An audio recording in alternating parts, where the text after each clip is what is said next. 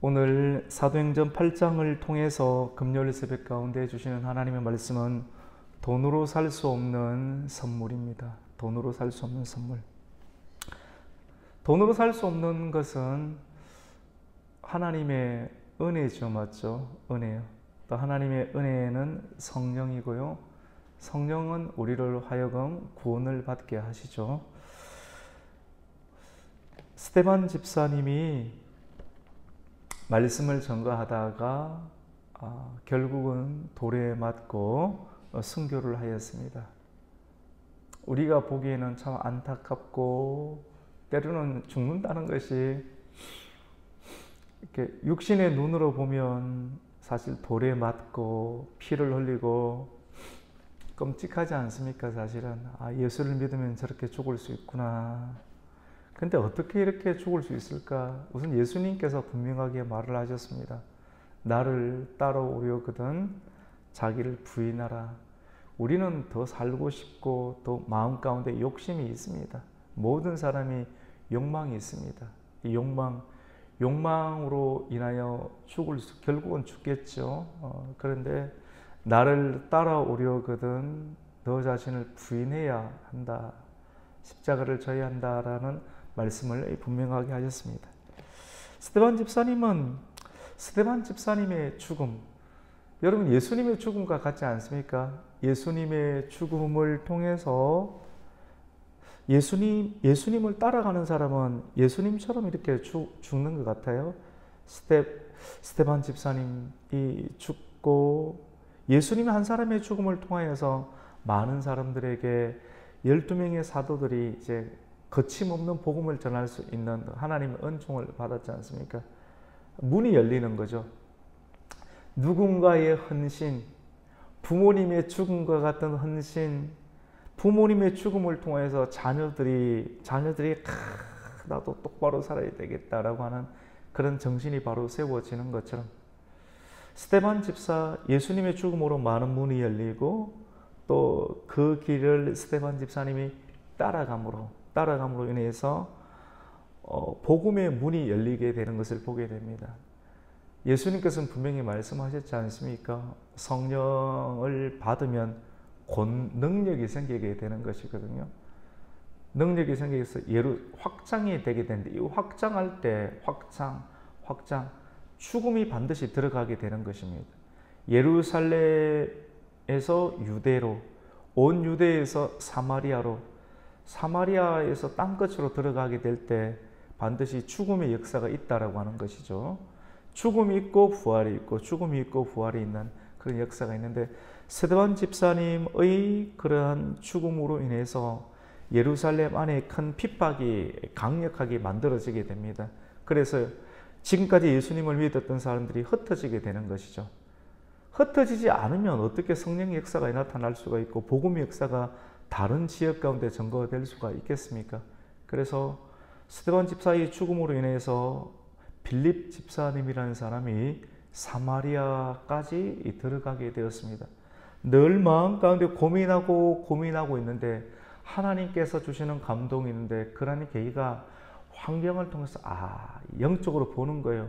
하나님께서 나로 하여금 국경을 넘어 접경을 넘어 사마리아 땅으로 들어가게 하시는가 보다라고 하는 확정을 받게 되는 것이죠. 그래서 사마리아로 들어가게 되는 것입니다.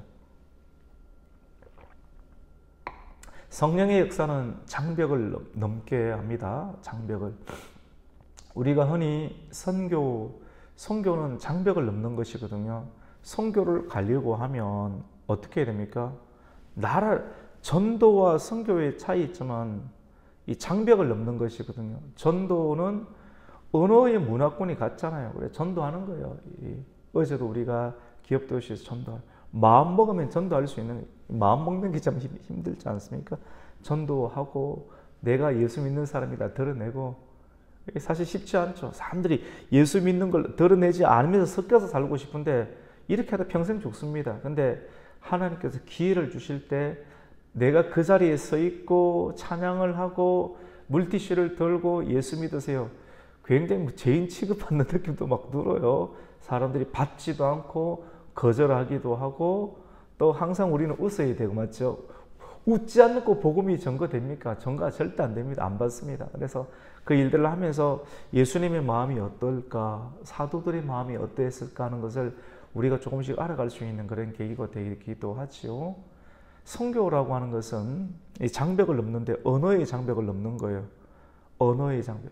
그러니까 훈련을 해야 됩니다. 언어도 훈련을 해야지만이 그 다른 나라에 들어가서 복음을 전가할 수가 있겠죠.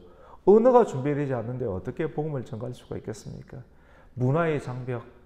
우리가 이 나라에 있으면 문화가 똑같지 않습니까? 근데 다른 나라에 들어간다. 선교사님들 훌륭한 거죠. 그래서 이렇게 언어를 준비하고 문화를 준비하고 그리고 음식도 그 나라 음식을 내가 먹어야지만이 그 나라 사람에게 이 복음을 전가할 수가 있지 않겠습니까?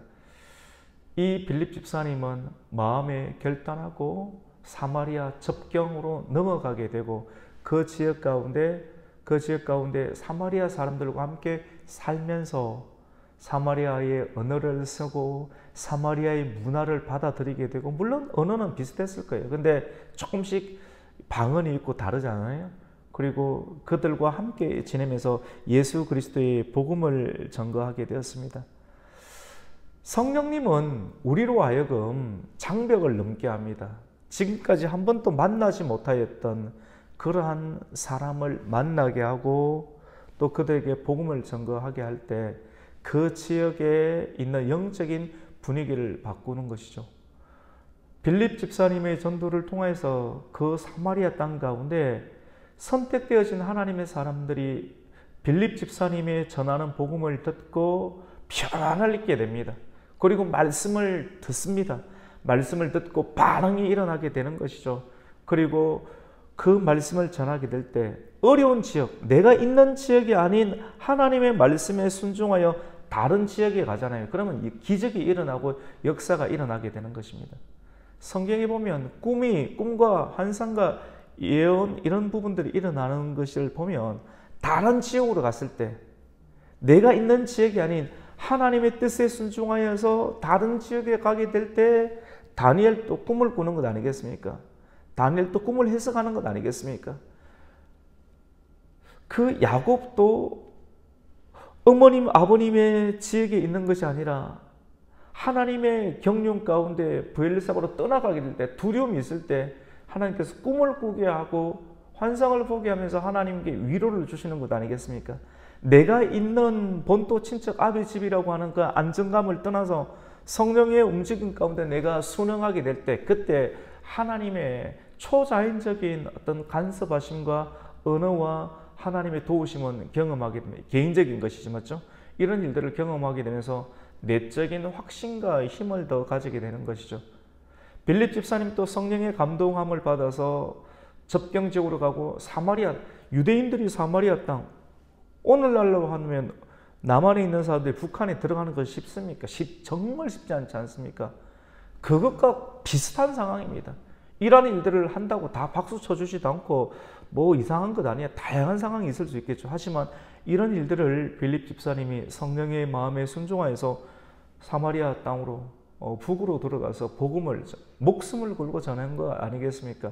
그렇게 했을 때 표적이 일어나게 되었습니다. 많은 사람들에게 붙었던 더러운 귀신, 영에 사람에게 귀신이 붙습니다. 귀신이 가정 들어가기 좋은 것은 사람 안입니다. 사람 안에.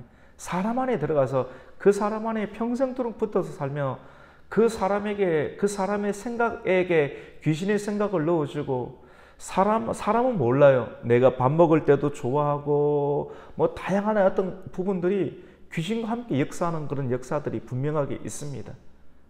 그걸 넣어주는 거죠. 근데 오늘 말씀 가운데 보면 빌립 집사님이 그 안에 들어가서 복음을 전했을 때 많은 사람들이 한 마음으로 기쁨으로 그 복음을 받아들이고 복음을 받아들이는 일들을 통해서 어떠한 일이 일어났는가 하면 7절에 보면 많은 사람에게 붙었던 더러운 귀신들이 크게 소리를 지르면서 나가고 또 중풍병과 또 못 걷는 사람들이 낫게 되었다. 이런 일들이 빌립 집사님의 한 사람의 복음을 전하는 것을 통해서 그 성 안에 큰 기쁨의 역사가 있게 되었다라고 말씀합니다.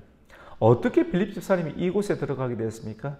스데반 집사님의 죽음을 통하여서 한 사람의 헌신, 순종을 통해서 누군가가 피를 흘리고 헌신하는 일들을 통하여서 성령 받은 사람들이 움직이는 역사들이 나타나는데 사마리아 땅에는 안 들어가지 않습니까?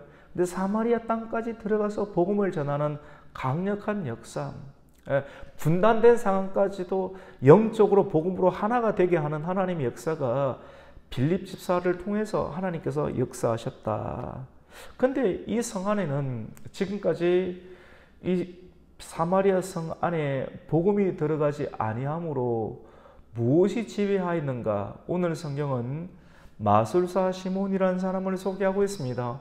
마술사, 마술. 이 성령의 역사는 마술과는 거리가 있습니다. 분명하게. 성령의 역사가 아니에요.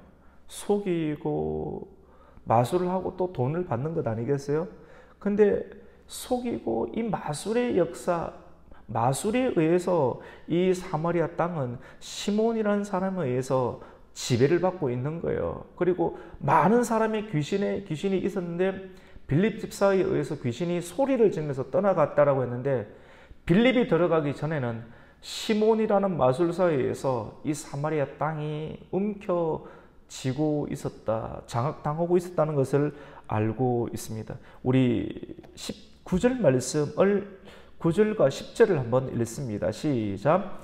그 성에 시몬이라 하는 사람이 전부터 있어 마술을 행하여 사마리아 백성을 놀라게 하며 자칭 큰 자라 하니 낮은 사람부터 높은 사람까지 따르며 이르되 이 사람은 크다 일컫는 하나님의 능력이라 하더라. 여러분, 이 시몬이라는 사람을 성경은 오늘 드러내고 있습니다. 빌립이 들어가기 전까지는 시몬이 드러나지 않았습니다. 감춰져 있었습니다. 하지만 빌립이 들어감으로 인해서 시몬이라는 사람이 대두가 되게 되는데 시몬에 의해서 사마리아가 장악당하고 있었다는 것을 드러내고 있는 것이죠. 그런데 오랫동안 마술의 놀람으로 그들이 따르더라. 누구를 따랐습니까? 복음을 따르지 않았고 하나님을 따르지 않았고 마술을 따랐다. 그 마술 안에는 영적인 역사, 성령이 아닌 귀신의 역사가 있음을 이 성경은 말하고 있는 것이죠. 그래서 오늘 12절에 보면 빌립이 하나님의 나라와 및 예수 그리스도의 이름에 관하여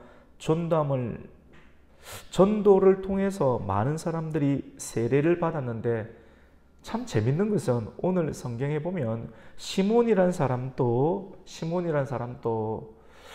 처음에 가만히 보면 약간 순수한 느낌도 나요. 13절에 보면 시몬도 믿었다 했습니다. 그리고 세례를 받기도 하였고 전심으로 빌립을 따라다녔다라고 합니다. 우리 13절을 한번 읽습니다. 시작. 시몬도 믿고 세례를 받은 후에 전심으로 빌립을 따라다니며 그 나타나는 표적과 큰 능력을 보고 놀라니라. 여러분, 우리 13절을 우리가 깊게 묵상해 볼 필요가 있습니다. 빌립이 들어가서 복음을 전했을 때 하나님 역사가 드러나게 되고 중풍병자, 걷지 못하는 사람, 표적이 막 일어나는 거예요. 그런데 많은 표적과 기사가 일어났지만 그리고 이것을 보면서 말씀을 듣는 사람들이 많아졌습니다. 그런데 그 중에 한 사람 성경은 시몬이 마술사 시몬. 근데 이 시몬은 일반 사람이 아니라 지금까지 빌립이 들어가기 전에 사마리아를 장악하고 있었다. 영적인 뭐가 있다라고 하는 것이죠. 근데 가만히 살짝 보면 13절을 통해서 보면 이 빌립이라는 사람이 이 빌립이 아니고 누굽니까? 시몬이라는 사람이 빌립의 전도함을 보고 빌립에게 엎드리는 것 같아요. 여러분 잘 보셔야 됩니다. 저도 여러분도 분별력이 필요한 거예요. 빌립에게 와서 시몬이 엎드리고 그 말씀을 잘 들어요. 한동안은 맞죠?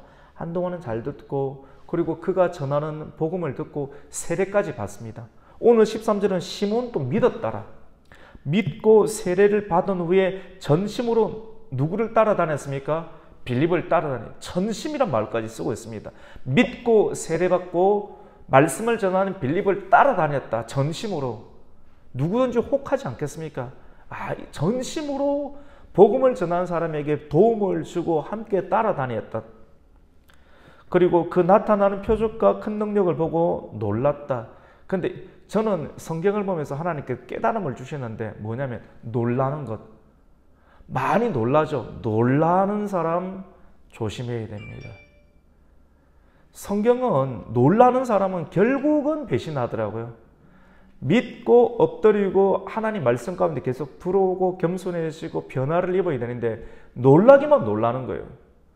따라다니고 그러니까 예수를 따라다니면 변화를 입는데 사람을 따라다니는 것과 예수를 따라다니는 것에서는 분명하게 차이가 있습니다.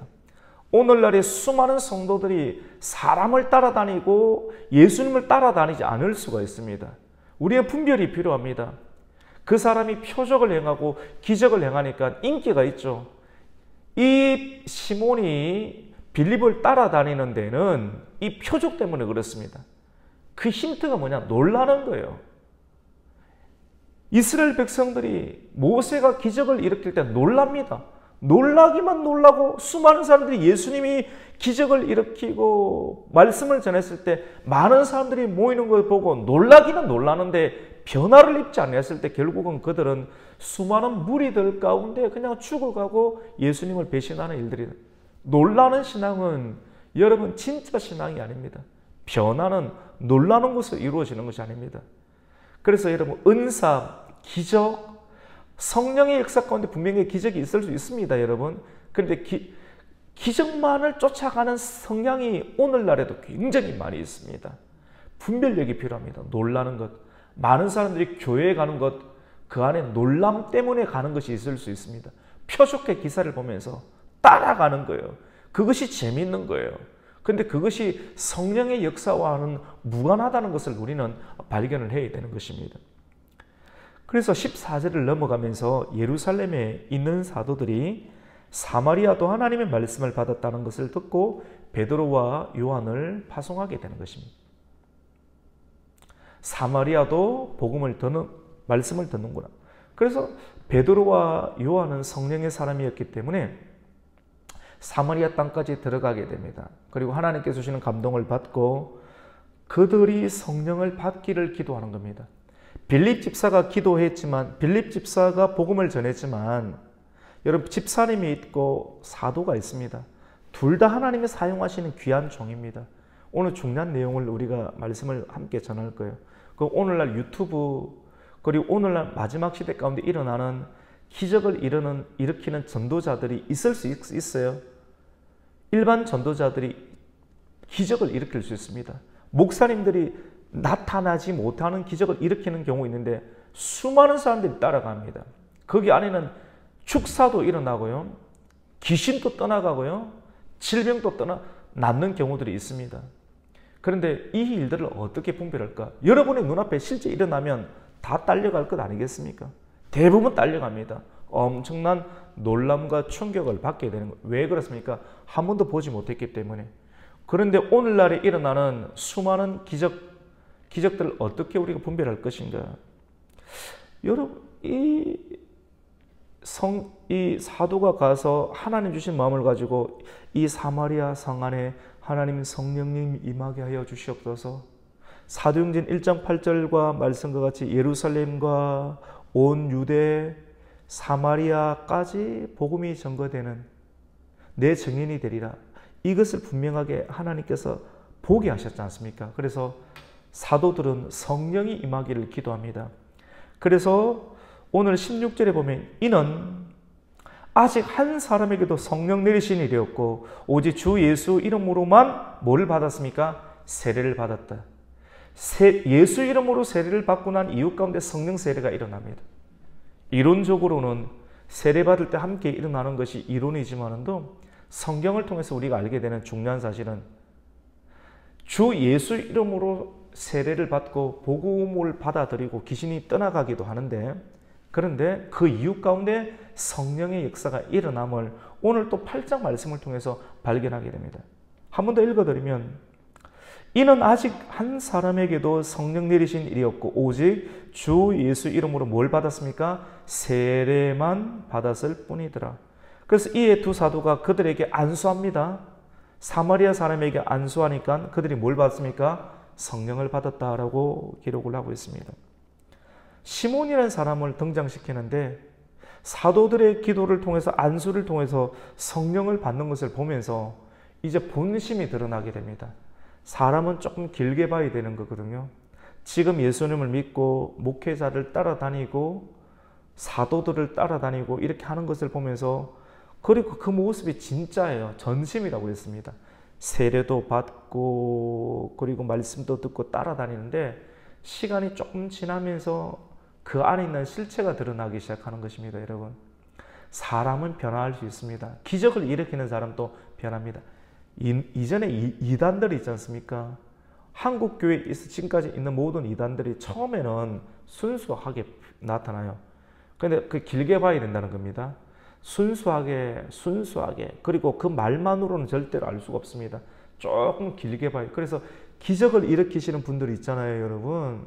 축사하고 막 예언 이런 부분들 분명히 귀한 거죠. 그런데 은사, 아주 탁월한 은사들이 있는 사람들이 90% 이상 무조건 변질이 되는 거예요. 지금까지 역사하심을 보면. 그렇기 때문에 은사를 조심하라는 겁니다. 왜냐하면 은사만 받으면 그 강한 은사 속에서 분명하게 비교의식이 드러나거든요. 목사도 행하지 못하는 것을 장로와 집사, 일반 평신도도 행하는 것을 보면서 이게 얼마나 그 마음들을 이게 이기기 힘들겠습니까? 결국 변질이 많이 일어나는 것을 보게 됩니다. 그 시몬이 사도들의 안수로 성령 받는 것을 보고 뭘 줍니까, 여러분? 돈을 주었습니다. 오늘 18절에 보면 돈을 주었다. 돈을 주고 이러는데 우리 19절 말씀을 함께 읽습니다. 시작.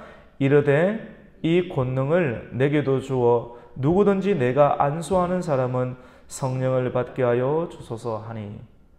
여러분, 빌립 집사가 전도했을 때 그 말씀이 신기하니까 따라다니는 거예요.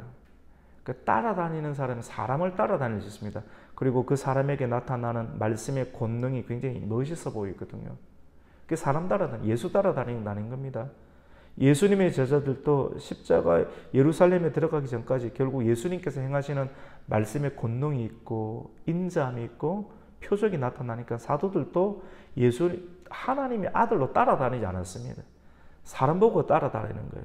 우리 안에는 그런 근성이 있습니다. 그래서 성령을 나도 받고 돈을 주면서 내가 누군가를 치유하고 이렇게 할 수 있도록 돈을 주고 성령을 받으려고 이렇게 하게 됩니다.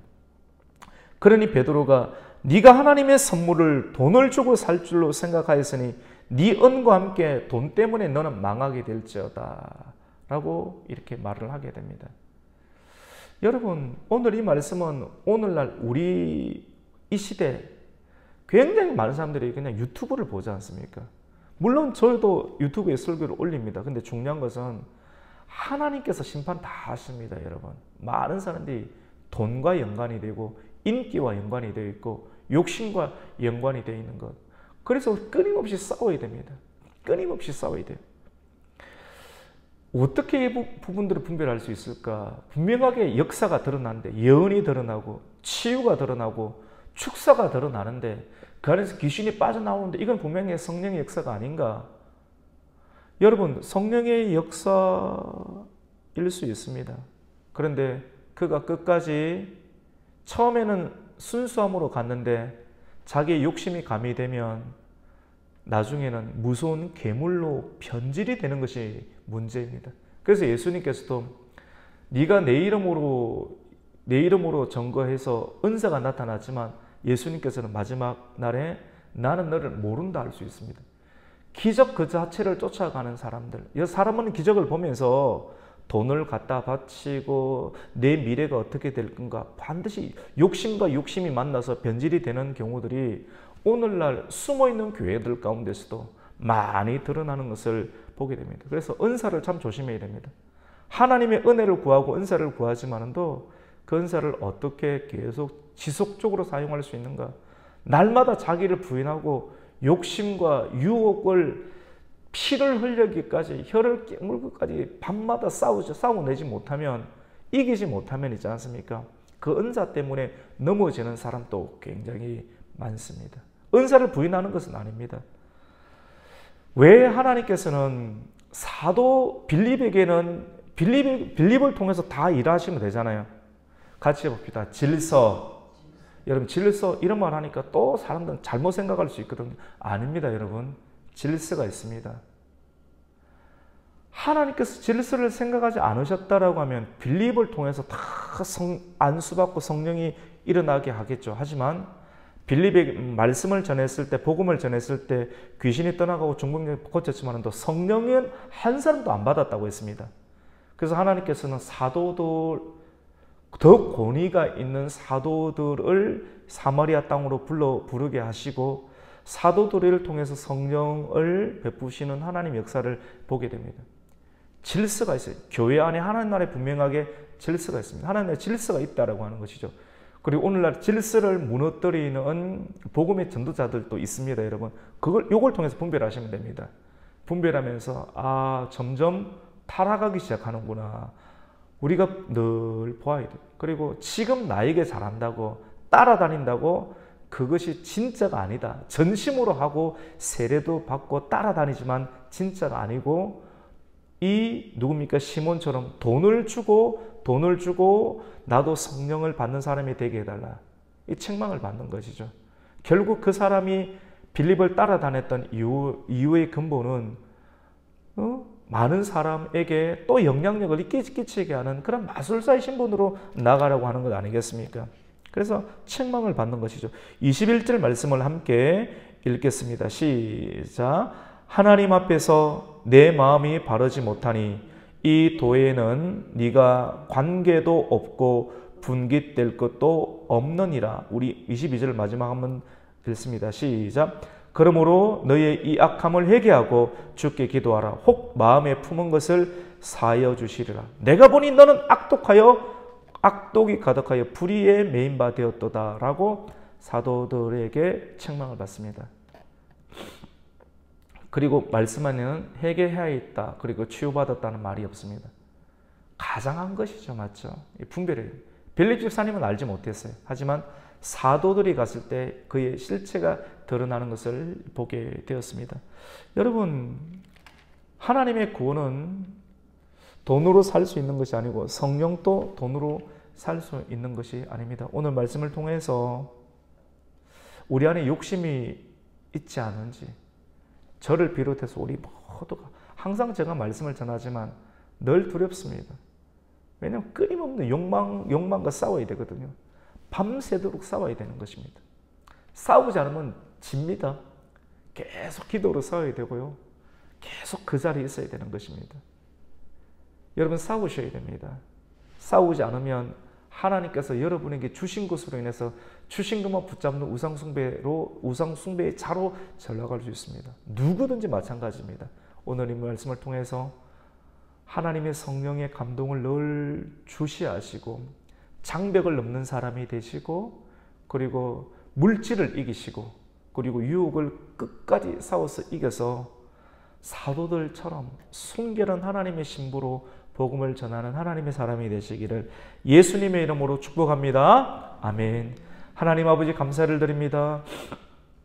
오늘 금요일 새벽 가운데 사도행전 8장을 또 묵상하게 해주시고 나에게 잘해주고 또 말씀을 듣는 일들 가운데 참여하는 일들이 있지만도 하나님 마음의 악독이 가득한 욕망과 돈으로 무언가를 해결하려고 하는 그런 실체가 드러나는 것을 보면서 우리는 중요한 깨달음을 가져야 될 것 같습니다.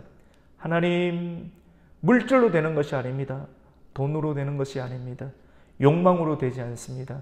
하나님의 성령으로 시작하여 하나님 욕망으로 마치는 일이 없게 해주시고 성령으로 시작하여 끝까지 성령으로 마치는 인생 되게 하여 주시옵소서. 끝까지 싸워 이기는 하나님의 성도 되게 하여 주시옵소서. 예수님의 이름으로 기도드립니다. 아멘.